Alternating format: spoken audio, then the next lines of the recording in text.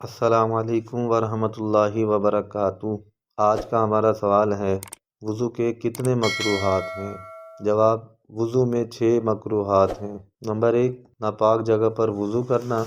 Number 2، دائیں ہاتھ سے ناک صاف کرنا۔ نمبر 3، منہ دھوتے وقت چہرے پر زور سے پانی مارنا۔ نمبر 4، وضو کرنے میں دنیا کی باتیں کرنا۔ نمبر 5، سنت کے خلاف وضو کرنا۔ نمبر 6، وضو میں زیادہ پانی استعمال کرنا۔ وضو ختم کرنے والی چیزیں کتنی ہیں جن چیزوں سے وضو ٹوٹ جاتا ہے؟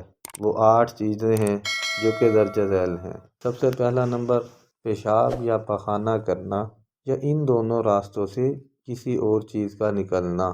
نمبر 2، ہوا کا پیچھے سے نکلنا، لہذا جو ہوا آگے سے نکلے کسی بیماری کی وجہ سے اس سے وضو نہیں ٹوٹتا۔ نمبر 3، جسم کے کسی حصے سے خون یا پیپ کا نکل کر بہہ جانا۔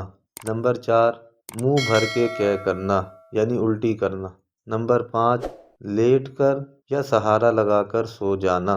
نمبر 6، بیماری یا کسی اور وجہ سے بے ہوش ہو جانا۔